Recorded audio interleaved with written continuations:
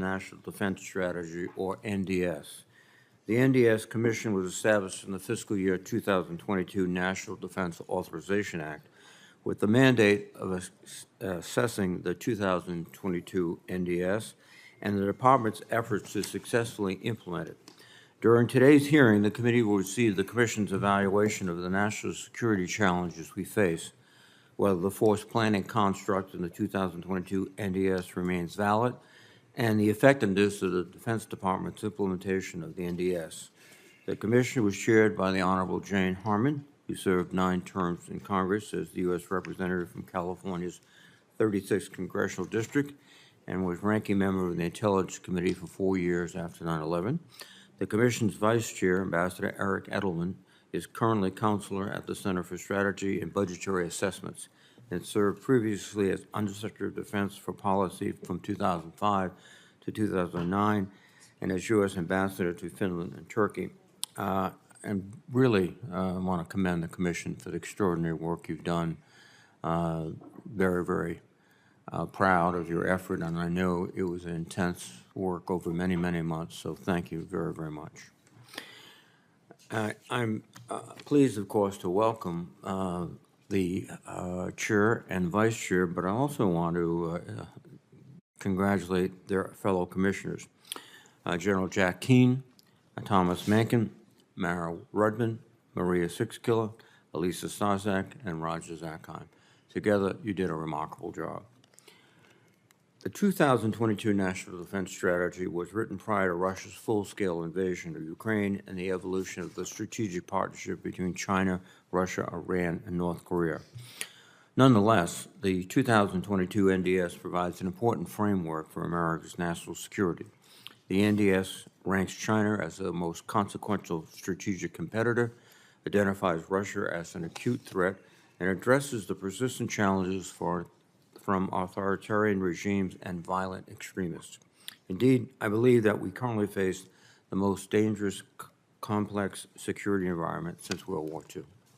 To address these challenges, the NDS proposes 4 broad missions for the Department of Defense, which include defending the U.S. homeland, deterring strategic attacks against the United States and its allies and partners, deterring aggression while being prepared to prevail in a conflict, and building a resilient joint force and defense ecosystem.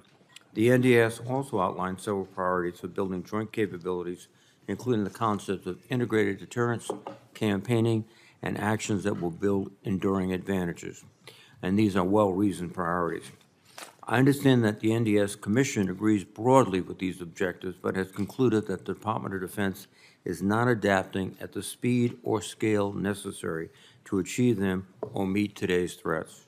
The Commission recommends a fundamental change in the way we approach our national defense, including an overhaul of the Defense Department's relationships with the U.S. interagency and our allies, a significant investment in the defense industrial base, and a restructuring of the Department's acquisition and procurement process. I look forward to hearing the Commission's specific recommendations on how to make targeted investments and reforms in these areas. Notably, the Commission concludes that the 2022 NDS does not provide an adequate force structure to handle simultaneous conflicts in multiple theaters. The Commission proposes a multiple theater force construct that would resize and restructure the joint force to match regional threats and integrate with regional allies. I would appreciate our witnesses further explaining this construct and what challenges departments may face in implementing it. At its core, the 2022 NDS requires all elements of national power, including military, diplomatic, and economic, to maintain a stable and open international system.